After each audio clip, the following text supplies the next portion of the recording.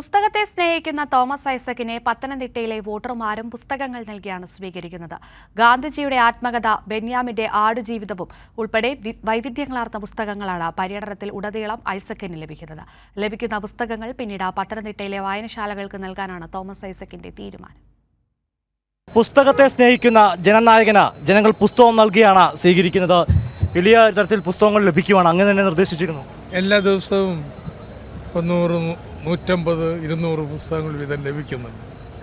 അതൊക്കെ അതാത് മണ്ഡലത്തിൽ തന്നെ സൂക്ഷിക്കുക. ഇലക്ഷൻ കഴിഞ്ഞിട്ട് ചടങ്ങ് വെച്ച് അവിടുത്തെ ലൈബ്രറിയിൽ കൊടുക്കും. അപ്പോൾ ലൈബ്രറികൾ ഇത് ഇരട്ടിപ്പാണോ എന്നൊക്കെ നോക്കണം.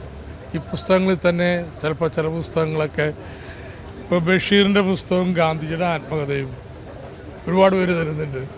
അപ്പോൾ അതൊക്കെ ഡബിളിങ് അല്ലേ. അപ്പോൾ അതില്ലാത്ത ലൈബ്രറികൾ കൊടുക്കണം. അതൊക്കെ ഇലക്ഷൻ കഴിഞ്ഞിട്ട് ചെയ്യും. വിഷയ വൈവിധ്യങ്ങളുള്ള വിഷയങ്ങളാണ്.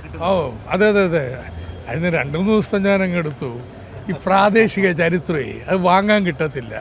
അതിൻ്റെ വിളിക്കുന്ന ഗ്രേ ലിറ്ററേച്ചർ എന്നാണ്. വില ഇട്ടിട്ടില്ല, അത് അമൂല്യമാണ്.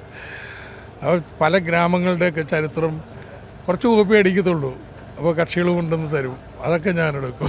20,000 പുസ്തകങ്ങൾ കൂടുതൽ ഒന്നുകൂടായി. അതെ അതെ അതെ ആ പുസ്തകങ്ങൾ എടുക്കും. ബാക്കിയുള്ളതൊക്കെ ഇവിടെ ലൈബ്രറി എടുക്കും. അങ്ങനെ നമുക്ക് കാണാം വ്യത്യസ്തമായ പുസ്തകങ്ങൾ ലഭിക്കുന്നത്. ഈ തെരഞ്ഞെടുപ്പിൽ വില കൂടിയ മറ്റ് കാര്യങ്ങളൊന്നും വേണ്ട, പകരം പുസ്തകങ്ങൾ അല്ലെങ്കിൽ പൂക്കൾ മതിയെന്ന ഡോക്ടർ TM തോമസ് ഐസക് തന്നെയാണ് തങ്ങളുടെ വോട്ടർമാരോട് അഭ്യർത്ഥിച്ചിരിക്കുന്നത്. ക്യാമറമാൻ അഖിലേഷ് കുടുംബയോടൊപ്പം സുജു ടി ബാബു, കൈരളി ന്യൂസ്, പത്തനംതിട്ട.